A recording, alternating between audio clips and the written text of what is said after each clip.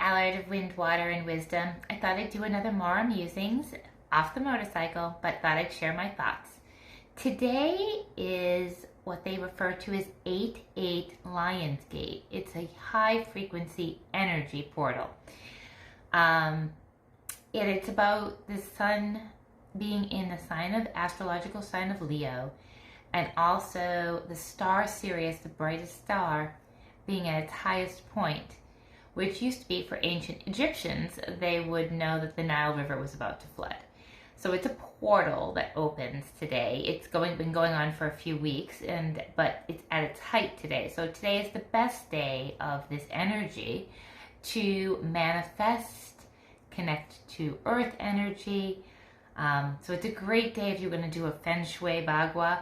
It would be a great day to set your intentions. The energy is on point. So if you were contemplating redoing a gua or maybe setting an intention for a specific gua, I would highly suggest today, because you have great energy to help you bring those intentions into reality and fruition.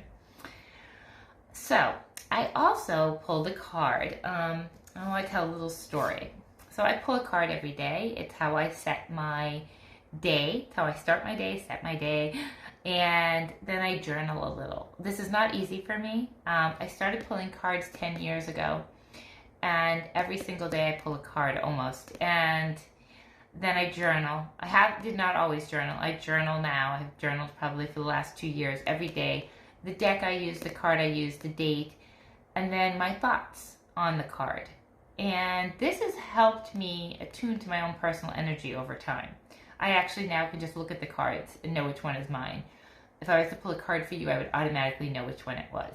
So I can read the energy of the cards now, but I couldn't 10 years ago. So the card I pulled today, this is a well-worn deck. This is the Wisdom of the Oracle. It's a Colette Baron Reid deck. She is a great person if you've never used cards, she's a great person to start with. Hers are most of them are all Oracle decks. They're beautiful. They're beautiful messages. They open just the opportunity to look at things a little differently.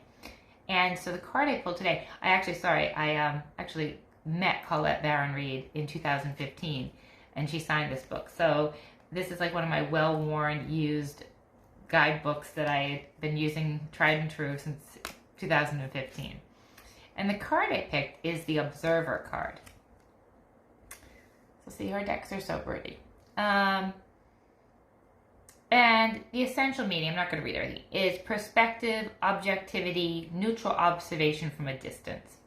Now, I find this interesting because last night I had a conversation with a dear friend, and we actually met at Kripalu, which is in Western Massachusetts, at a retreat center on a New Year Day celebration to meet Colette, and we were paired together in this group, and we had to pull cards for each other.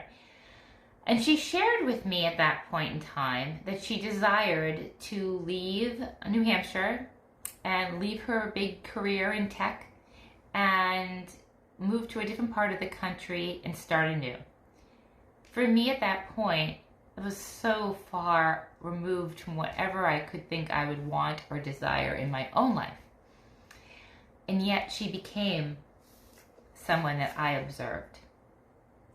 And I remember probably 5 years ago at a restaurant in Newburyport, Massachusetts, saying goodbye to her because she was ready to embark.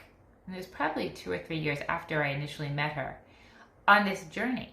She had quit her big position in a big tech company.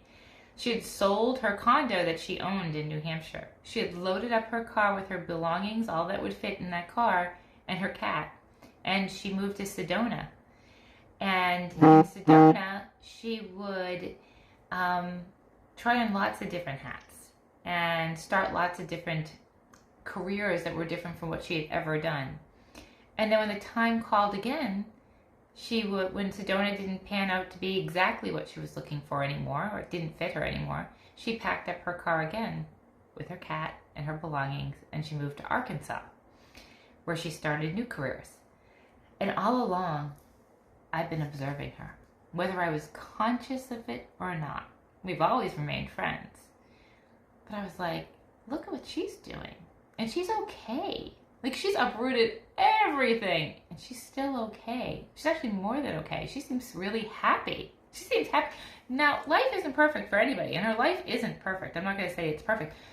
But she's happy. And she's okay. And she took big, huge risks. Now, this person that was doing marketing has really tapped into other gifts. And behind me is one of her pictures she has taken. And it's actually a portal. It's kind of significant of Lionsgate. It's a portal. It's actually a tree trunk with some leaves that looks with light. And it looks like a portal. She did that.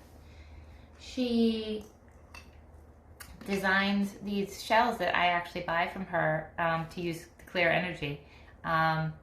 These beautiful shells with all crystals. I have a couple of them. This is nothing like a tech job. She also has a day job, a bit of a day job, and she does other things. But she's living the life designed for her.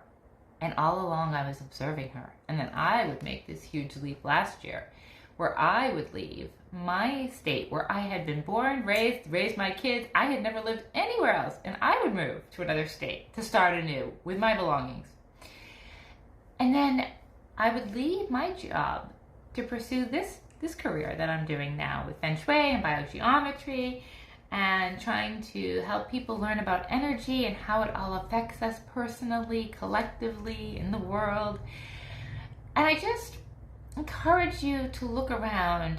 It's a saying that I've heard, and I'm sure you've heard, is we are supposed to surround ourselves with people, and the people we surround ourselves with are who we really on the same wavelength, and to surround ourselves with higher level people, because those are the people that raise us up. I didn't probably say that right, but we want to surround ourselves with people that we look up to, because then it raises us up. It raises our vibration. It raises our energy. And I'm really glad I'm connected to this friend, because her energy, watching her, inspired me. And I knew from observing her that I would be okay. I can uproot myself. I can make changes. Now, I'm not saying you've got to uproot yourself or leave your jobs or anything like that, but what would make you happy? What minuscule change in your life could bring you more happiness? And who do you see doing that? Who can you watch that's doing what you desire? And when you do that, it doesn't feel as scary. Have a great day.